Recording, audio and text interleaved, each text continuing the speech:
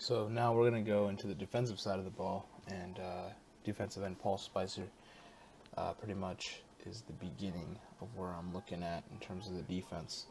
Got to go with the defensive line first off for the entire thing. We're looking at defense and special teams. Paul Spicer will be the defensive end, left end, right end, whatever you want, but he's one of the D ends. Great career as a Jacksonville Jaguar, pretty much 1 year with the Detroit Lions. He got actually not drafted at all. Went to the Detroit Lions, then Jacksonville got him in 2000. That was it. From 2000 to 2008, his entire career was part of the Jacksonville Jaguars team, and had a great year. Overall, Paul Spicer was a big thing in terms of what they needed, and he brought a lot. He brought a lot of positivity in terms of his production in Jacksonville, and I think it's a great thing to have an edge rusher like him. So I think he'll be pretty good. Never eclipsed 10.5 sacks, or 10 sacks, multiple double-digit sacks, but I think he can. You never know. So to go with Paul Spicer, you got to have a great D tackles, and the formation I'm using for this team, for their defense, is a 4-3. I think they have a great D line that you could put 4 D line there, 3 linebackers. I think that'd work. And the defensive tackle, John Henderson, left side, right side, whichever. This is really no in particular order for defensive line wise, but John Henderson, the guy that can plug the hole, great against the run, and really pretty great at sacking. He really is. He's had some great years overall through the years, and at times, I mean, he definitely showed he was one of the best defensive tackles in the game. So overall, you got to put this guy you got to put him in your line. I think him, along with Marcus Stroud, that inside line, that's scary. Defensive tackle Marcus Stroud. So I already talked about Marcus Stroud when I was talking about John Henderson and how incredible that defensive line would look. Pretty much having Paul Spicer at the end there, and then having Henderson, and then side by side to you, right next to you, you got Henderson, and you got Marcus Stroud. I mean, there's a reason why that Jacksonville team was pretty good up there in Pittsburgh. I don't know if you guys remember that game against the Steelers, where they just kind of had their way with them in terms of defensive wise. That was pretty good, dude. That was pretty good because their defensive line was pretty amazing. Honestly, when you look at it, their defense was really good there. So having the interior lineman having to be John Henderson, and you have to worry about Marcus Stroud, it's a lot of pressure, dude. That's a lot to worry about. So I think these three already build a really big problematic and a good run defense. I think this is one of the really, I would say, one of the really great run defense, teams. Really, they're really good at run against the run. So passing, we'll see. But I mean, what they got right now, I like this line. Defensive end, Tony Brackens. Already, I mean, that's pretty great, dude. I mean, you got Paul Spicer, you got John Henderson, you got Marcus Stroud, and you're going to have Tony Brackens there. A guy that, yes, has hit the double-digit sack total before. More than once, too, And he's a guy that forces fumbles. He's a guy that gets recoveries. He's a guy that actually can intercept. Actually, to be quite honest, can intercept. He can bat balls down. You have some nice athletic linemen. And Tony Brackens, in my honest opinion, is the best defensive end in Jacksonville Jaguars history. Definitely better than Paul Spicer, for sure. But having Brackens and Spicer tag team along with Henderson and Stroud, that's a really good D-line. So I really enjoy this line already. Now, with this 4-3 defense, you're going to need 3 linebackers, right? That's pretty much what my scheme is. And honestly, you got those 4 great D-line. And to start off, you got those 3 linebackers. And the left inside linebacker that I got is Daryl Smith. Daryl Smith has been very productive, had some great years. Only 3 years in Baltimore, but very good.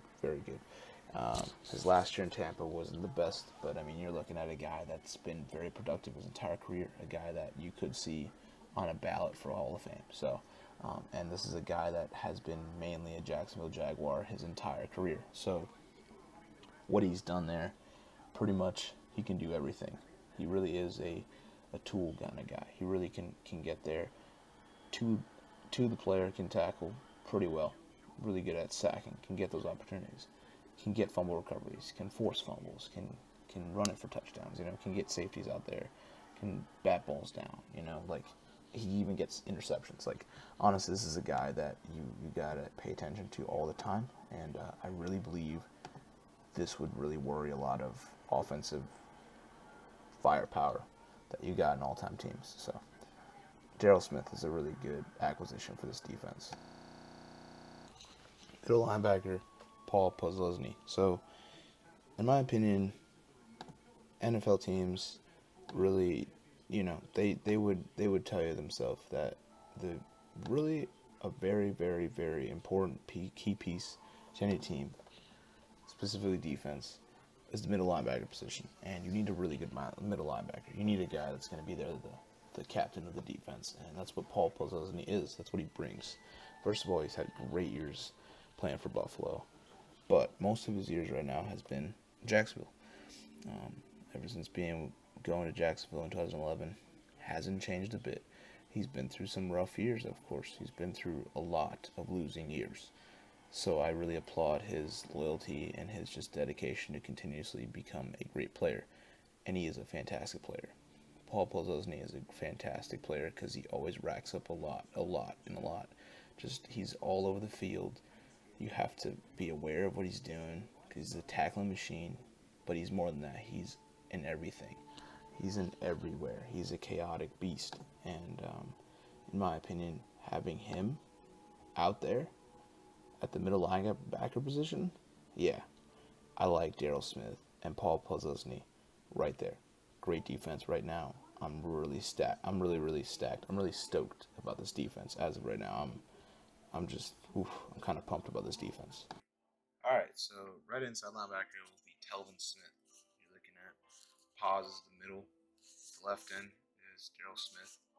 You need a really good guy there. And, I mean, he's only been playing for 3 years. He's only 26 years old. Super young. But he's got everything you need in a linebacker. And as of right now, in the 3 seasons that he has performed, he's showing that he is one of the best linebackers in Jaguars history, coming out of Florida State. And I'm telling you, when I saw him play, he was fantastic. But he was very overlooked. 5th-round pick. I mean, it's a lot of motivation to do, and he hasn't really stopped the beat, dude. He's just there. He's playing his heart out, like he played in Florida State. He played his heart out. He played his heart out now. These past few years, it's been great, and honestly, that's great. Is just seeing Telvin Smith really just bust out and just do everything a linebacker's supposed to. Really fast guy, super fast, and I think that's what you need out of one of those linebackers. I mean, you got yourself a finesse guy. Telvin Smith is very quick. You got Posluszny, the leader, and on the other side, Daryl Smith. He's kind of the patience kind of guy. Telvin Smith's kind of the animal. He's right there. He's gonna get you. So I really believe that's a really good linebacking core, and I really enjoy this defense. Now, to be a really good, legendary, all-time defense, you need to have a really good secondary. And we start off with definitely the best corner in Jacksonville Jaguars history, very underrated defender, because he really was, at one time, one of the biggest playmakers and definitely one of the top 10 cornerbacks in the league, arguably, honestly. Did some great things. He really did. As a part of the Jaguars, he did some amazing things. And he gets himself on this list because, honestly, the left side would be covered super well. Doesn't matter if it's right side or left side. I'm just going to kind of base it off. Maybe he'll be more left side. He has played left side corner mostly. But you're looking at a guy that pretty much never missed many games and was there. He was there, and his career's 32 interceptions. So he did something right. And the fact that he was able to return those at times, he was great guy that can bat down. Like, he's a great corner to have against some receivers that are going to be super tough. But Jaguars with the second-round pick, I know they don't regret making this pick. Rasheed Mathis has been fantastic for this defense. Now, you need a free safety. You're going to need a guy that's going to roam around and really become a pretty good secondary guy. You know, a guy that's going to be there, a free safety type of player that is going to affect the team. He's going to be all around the field. He's going to have that space, you know. And I think Deion Grant, putting him here, is fitting. Yes, he only played 3 years actually for Jacksonville. But boy, he is the best free safety as of right now that has this franchise thinking, yeah, we got to go with Deion Grant. You're looking at what he did those 3 years as a Jacksonville Jaguar, and he had, in 3 seasons, he had 2.5 sacks, which for a free safety, that's pretty good. But he also had like 8 pass deflections, 11 1 year, 8. So he was great. He was able to actually. He had about 7 interceptions in 3 years. That's pretty great, and he played every single game.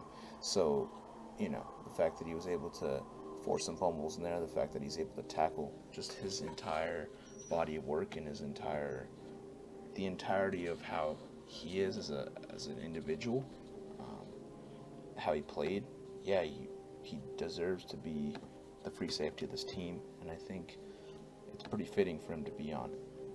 All right. Right after the free safety, you need a strong safety. You need that guy he's the strong safety for a reason. He's the guy that's going to explode. He's going to make some big hits. He really is going to make he's going to do some key things. And he has played every single year except this brand new year. He is a part of the Tennessee Titans. So very sad to see him go. But this is a guy that right now, at 27 years old, he has the ability to be there as the best in the game, strong safety-wise. He's top 10, no, but you definitely have to put him in that top 15 category. Top 20, you'd have to put him in that list. Honestly, I would never see him dead last. I would see him out of all strong safeties. He's definitely high up there. He needs to be in regards because what he's done the past pretty much 4 years has been fantastic. You know, coming out in the 2013 draft, being drafted second round, Jaguars had a steal. They really did get a steal. People don't really understand. They just don't know much about him, too. But people don't really understand how impactful he is to this Jags defense. I think he was, for a guy, I think he, like for one single player, I think his entire body of work and his entirety of the influence he's had on the game, that's fantastic to me. And you're just looking at what he's done, you know. He can tackle lights out. He can sack guys. He has the ability to get interceptions. He's not really an interception guy. He's more of a tackling guy. And he's able to bat balls down. He's able to, you know, kind of strip sack some people. Strip fumble. And that's going to work. That's really going to work. I think, you know, I don't think out of the two of them, I don't think Cyprian shouldn't worry about having a giant impact on it in terms of he has to do everything. I think the secondary is going to be quite all right as of right now. So, not the elite, but I think they're going to be pretty good. Now, primarily on the right side, and the guy that pretty much closes out this defensive football team is Aaron Beasley. Aaron Beasley played 6 years in Jacksonville, a man that really got over 300 plus tackles, had about 7.5 sacks. He had 4 fumble recoveries, had 10 forced fumbles, 7 forced fumbles, 3 fumble recoveries. You know, he was able to get 2 interceptions for touchdowns, and he had 15 picks. And he played 71 games out of 76 in terms of starting wise. 3rd round pick, I'm telling you, these Jaguars, they get some good players from some picks that you don't realize are going to be fantastic. And this is another account for what's going on. No, he's not the best corner alive. He's not the best corner in the game. I wouldn't pin him as a top 10 corner of all time. No, not at all. His career hasn't really panned out as a fantastic corner. But he is a wealthy opponent. He's a wealthy guy to really go up against. I think Aaron Beasley and Rasheed Mathis there, receivers going to have a rough time against them. I really do believe that. I think they really will be really good at trying to shut them down to, 2 or 3, 4 catches for 50-something yards. That's getting it done. If you're starting to get like 7 grabs, 8 grabs for like 100 plus, that shows right. But I think these 2 corners, along with having Deion Grant, the free safety, which is a very smart dude, and having Cyprian, which has so much potential, it's sky high for him. I really think he'll be great. Along with this linebacking core and everything, yeah, I like it. Kicker, Josh Scobie. So you need special teams. That's what I'm bringing it to you. Josh Scobie is the best fitting kicker for this team. A guy that was, for the most part, he had some pretty accurate games. But he's kind of an up and down kind of guy. Like you'll see him do super well, and then you'll see him go super down. So this is kind of a iffy thing. But he's not a bad kicker. He's not like I'm not trying to offend him, but Roberto Aguayo, he just didn't make the right kicks. He didn't make the kicks at all. It's pretty bad, but not that bad. Josh Scobie is not that bad. He's super. He can kick from the ranges of what they need him to. He could definitely kick from 50 plus. It's just, how accurate will he be? Will he make the right choices and get that done, or is he going to struggle? I think he's going to do pretty well, though. I think with what this team's got, the all-time team, they'll put a good, with that line and everything, he'll be fine. So, but yeah, he's the kicker of the Jags.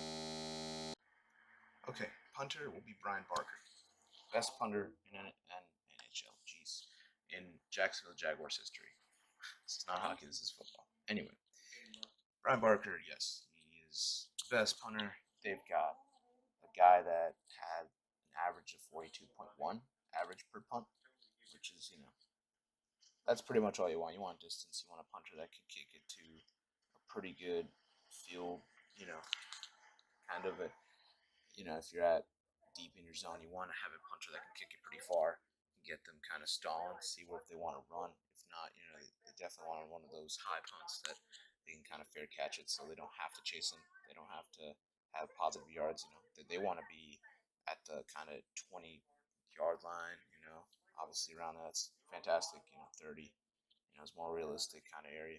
But, you're just looking at a Brian Barker guy that's, he's going to make the right kicks. He's going to do pretty well. And he's only had 2 block punts in his entire career.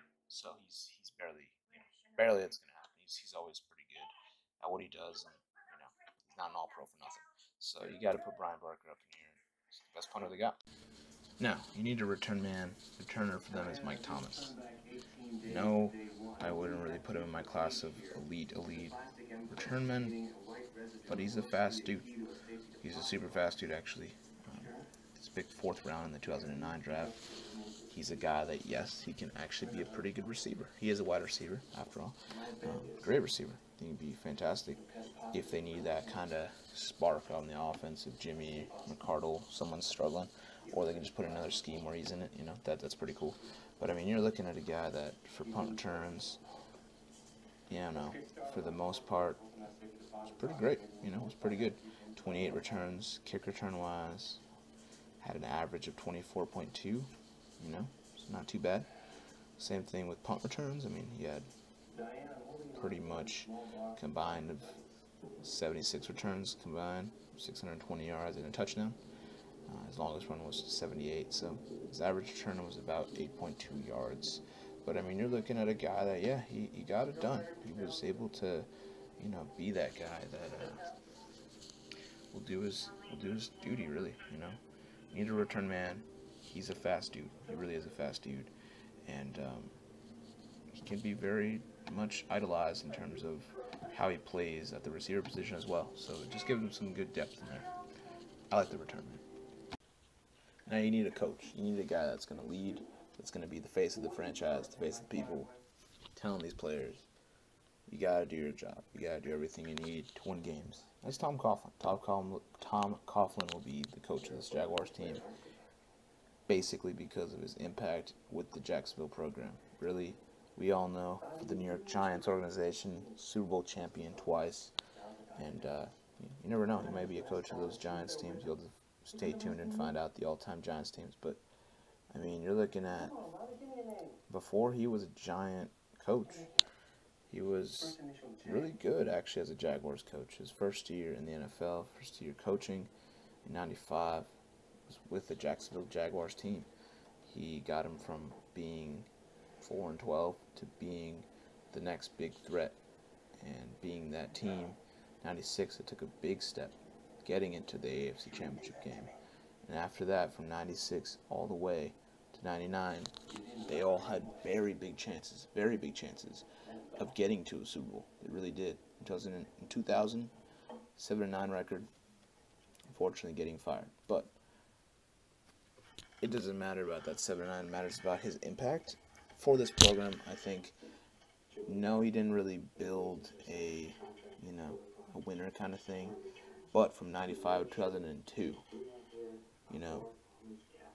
he was able to bring Jacksonville Jaguars football to be exciting. I think people didn't really know about this little, compared to Miami, compared to Orlando, this small football team in Jacksonville. Like, it's Jacksonville. Who's going to care about a football team there? He made them care. He made the entire community care and come together and be Jaguars fans.